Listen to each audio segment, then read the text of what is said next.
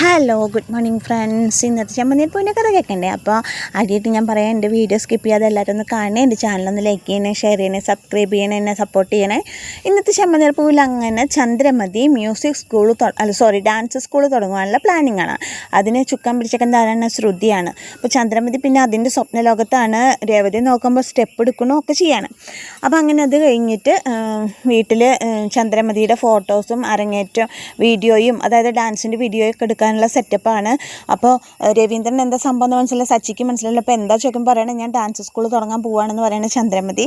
അങ്ങനെ എല്ലാവരും ഇങ്ങനെ കാത്തിരിക്കുന്ന ആ മുഹൂർത്തത്തിൽ ചന്ദ്രമതി ഒരു ചിലങ്കയുടെ കിലുക്കം കമ്പ് സച്ചി എന്താ വെച്ചാൽ ചിലങ്കയുടെ കിലുക്കം എന്നൊക്കെ ചോദിക്കുകയാണ്.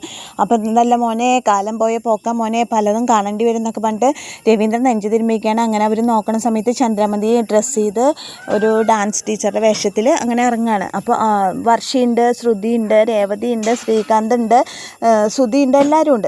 അപ്പോൾ അവർ പറയണം നന്നായിട്ടുണ്ട്. വർഷ വന്നിട്ട് പറയണം, ആൻറ്റിയെ കാണാൻ എന്തൊരു ഭംഗി, ആൻറ്റീനെ ഇപ്പോൾ കണ്ട എൻ്റെ ചേച്ചിയാണെന്നാ തോന്നുള്ളൂ എന്നൊക്കെ പറയാണ് വർഷ. എന്നിട്ട് ചന്ദ്രമതിയെ പോയിട്ട് കെട്ടിപ്പിടിക്കണം. അത് കേൾക്കുമ്പോൾ ചന്ദ്രമതിക്ക് ഭയങ്കര സന്തോഷമാവുകയാണ്. ചന്ദ്രമതി പറയണം, അല്ലെങ്കിൽ ഞാനിപ്പോൾ കൗമാരക്കാരിയായി ചന്ദ്രയാണ്, ഞാനിപ്പോൾ വയസ്സായ ആളല്ല, ഞാനിപ്പോൾ കൗമാരക്കാരിയായി ചന്ദ്രയാണ്, എൻ്റെ മനസ്സിലത്തെ കൗമാരക്കാരിയുടെ രൂപം ഇപ്പോൾ പുറത്തേക്ക് വന്നേക്കാണ്. നിങ്ങളിനി എന്തൊക്കെ കാണാൻ കിടക്കണമെന്ന് നോക്കിക്കോ. ഞാൻ മ്യൂസിക് സ്കൂൾ തുടങ്ങി, എനിക്ക് കുറേ കുട്ടികൾ വരും, കുറേ കുട്ടികൾ വന്നിട്ട് ഞാൻ ഓരോ കുട്ടിയുടെ അടുത്ത് നിന്ന് 2000 രൂപ വെച്ചിട്ട് ഫീസ് മേടിച്ചിട്ട് അങ്ങനെ 50 കുട്ടികളുണ്ടെങ്കിൽ എനിക്ക് ഒരു മാസം 1 ലക്ഷം രൂപ വരുമാനം ഉണ്ടാവും എന്നൊക്കെ വേണ്ടി വലിയ സ്വപ്ന കൂടാരം ഇങ്ങനെ പടുത്തുയർത്തിയേക്കാണ് ചന്ദ്രമതി. അപ്പം സച്ചി പറയും 50 കുട്ടികൾ 1 ലക്ഷം രൂപ, എന്താ ആഗ്രഹം, കൊള്ളാമെന്ന് പറയുമ്പോൾ എന്താ പറയുക, ശ്രുതി പറയും, എന്തിനാടാ നീ കളിയാക്കേണ്ട ആവശ്യമൊന്നുമില്ല, അമ്മ പറഞ്ഞ സത്യമല്ല, അമ്മയ്ക്ക് നല്ല ബിസിനസ് മൈൻഡ് ഉണ്ട്, അതുകൊണ്ടാണ് അമ്മ അങ്ങനെ പറയണമെന്നൊക്കെ പറഞ്ഞിട്ട് ശ്രുതി സച്ചിയോട് ദേഷ്യപ്പെടുകയാണ്. അങ്ങനെ ചന്ദ്രമതിയുടെ ഡാൻസിൻ്റെ വീഡിയോ ഒക്കെ എടുക്കണം. ഇതൊക്കെ കണ്ട് സഹിക്കാൻ പറ്റാത്ത സച്ചിയും രവീന്ദ്രനും ചിരി അടക്കാൻ പാടുപെടുകയാണ്. അപ്പോൾ സച്ചി പറയണം, അച്ഛാ ഇനി ഓരോന്ന് വരുത്തി തീർക്കണ്ടെന്നൊക്കെ പറയുകയാണ്. അപ്പം നിങ്ങൾ എന്നെ കളിയൊക്കെ ഒന്നും വേണ്ട, നോക്കിക്കാൻ എൻ്റെ വളർച്ചയൊക്കെ നിങ്ങൾ കാണാൻ പോകണുള്ളൂ എന്നൊക്കെ പറഞ്ഞിട്ട് അങ്ങനെ സന്തോഷത്തിൽ ആർമാദിക്കാണ് ചന്ദ്രമതി. ഇപ്പോൾ എവിടെ ഡാൻസ് സ്കൂൾ തുടങ്ങണമെന്ന് ചോദിക്കുമ്പോൾ ബാമാൻറ്റിയുടെ വീട്ടിലാണെന്ന് പറയാണ്. ചന്ദ്രമതി വലിയൊരു സ്വപ്നത്തിലേക്ക് കാല് വെച്ചേക്കാണ്. അപ്പോൾ വർഷ പറയണം, അടിപൊളി, എന്തായാലും ഈ പ്രായത്തിലും ആൻറ്റിക്ക് ഇതിനൊക്കെയുള്ള മനസ്സുണ്ടായല്ലോ, നന്നായി ആൻറ്റി എന്നൊക്കെ പറഞ്ഞിട്ട് വർഷയും ചന്ദ്രമതി അനുകൂലിക്കാനാണ് ശ്രുതിയത്.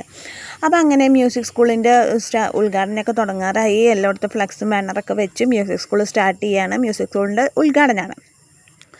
അതെവിടെ ബാമയുടെ വീട്ടിൽ വെച്ചിട്ടാണ് മ്യൂസിക് സ്കൂളിൻ്റെ ഉദ്ഘാടനം. അപ്പോൾ അവരെല്ലാവരും അവിടെ ബാമയുടെ വീട്ടിലേക്ക് പിറ്റേ ദിവസം പോയിക്കാണ്. ആ സമയത്ത് ചന്ദ്രമതി പറയാണ്, ഞാൻ നോക്കിക്കോ, ഞാനൊരു വളരാൻ പോവാണ്. ഇവിടെ ചിലർക്കൊരു ധാരണ എന്നെ ഒന്നിനും കൊള്ളാത്തോളാന്ന്, പക്ഷെ അതൊന്നല്ല, അതിലും വലിയൊരു ഇതിലേക്കാണ് ഞാൻ പോകാൻ പോണത് എന്നൊക്കെ പറഞ്ഞിട്ട് ശരിക്കും ചന്ദ്രമതി ഒരു എന്താ പറയുക, ഒരു വലിയ ആളായി വലിയ പൊസിഷനിലുള്ള ആളുടെ ഭാവത്തിലാണ് ചന്ദ്രമതി നടക്കേണ്ടത്. അങ്ങനെ മ്യൂസിക് സ്കൂളിൻ്റെ ഉദ്ഘാടനം എന്നാൽ ശരി നമുക്ക് തുടങ്ങാമെന്ന് പറയുമ്പോൾ പറയാനല്ല, ഞാൻ ഒരു വിശിഷ്ട അതിഥീനെ വിളിച്ചിട്ടുണ്ട്, വിശിഷ്ടാതിഥി വരട്ടെ, വന്നിട്ട് വേണം ഉദ്ഘാടനം ചെയ്യാമെന്ന് പറയാണ്.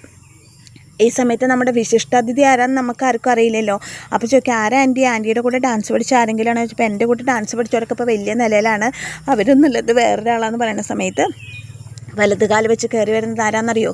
വിശിഷ്ടാതിഥിയായിട്ട് വേറെ ആരുമില്ല, നമ്മുടെ വർഷയുടെ അമ്മ മഹിമ വരുമ്പോൾ ചന്ദ്രമതിയുടെ ഡാൻസിൻ്റെ സ്റ്റെപ്പിൻ്റെ ഫോട്ടോ അവിടെ ഫ്ലക്സ് വെച്ചേക്കണാണ്. അപ്പോൾ ഭ്രാന്ത് എന്ന് പറഞ്ഞിട്ടുണ്ട്. ഇങ്ങനത്തെ ഭ്രാന്ത് എന്ന് ഞാൻ നാടാടെ പറയണേക്കെ, ഇവർക്ക് ശരിക്കും ഭ്രാന്ത് തന്നെയാണല്ലേ എന്നിങ്ങനെ മനസ്സിൽ വിചാരിച്ചിട്ടാണ് മഹിമ കയറി വരുന്നത്. ചന്ദ്രമതിയെ വിളിക്കുമ്പോൾ ആ മഹിമ വന്നോ, ഇതാണ് എൻ്റെ വിശിഷ്ടാതിഥി, ആരതി ഒഴിഞ്ഞ് സ്വീകരിക്കട്ടെ എന്നൊക്കെ പറഞ്ഞിട്ട് ചന്ദ്രമതി മഹിമേനെ ആരതി ഒഴിഞ്ഞ് സ്വീകരിക്കുകയാണ്. വിശിഷ്ടാതിഥി ഉദ്ഘാടനം ചെയ്യാൻ വരുന്ന അതിഥികളെ ആരതി ഒഴിഞ്ഞ് സ്വീകരിക്കണം എന്നാണ് പറഞ്ഞേക്കണം. എന്നിട്ട് ചന്ദ്രമതി മഹിമേനെ ആരതി ഒഴിഞ്ഞ് സ്വീകരിക്കുകയാണ്. അങ്ങനെ ചന്ദ്രമതി മഹിമേനെ ആരതി ഒഴിഞ്ഞ് മഹിമയാണ് ചന്ദ്രമതിയുടെ സ്കൂളിൻ്റെ ഉദ്ഘാടനം ചെയ്യാമെന്ന വിശിഷ്ടാതിഥിയായിട്ട് വന്നേക്കണത്. അപ്പോൾ ചന്ദ്രമതിയുടെ സ്കൂളിൻ്റെ ഉദ്ഘാടനവും അതിനോടനുബന്ധിച്ചിട്ടുള്ള കാര്യങ്ങളും അടുത്ത എപ്പിസോഡിൽ കാണുമായിരിക്കും. ഇപ്പോൾ അവർ അതിൻ്റെ ഉദ്ഘാടനത്തിൻ്റെ ചടങ്ങിൻ്റെ മുന്നോടിയാണ്. അതിനോടനുബന്ധിച്ചിട്ടുള്ള കാര്യങ്ങളാണ് ഇന്നത്തെ എപ്പിസോഡിലുള്ളത്.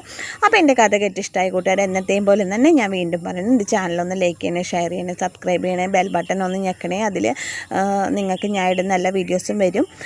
അപ്പോൾ എല്ലാവരുടെയും സപ്പോർട്ടിനും എല്ലാത്തിനും ഒരുപാട് നന്ദിയുണ്ട്. അപ്പോൾ എല്ലാവർക്കും ഒരിക്കൽ കൂടി നന്ദി. Thank you.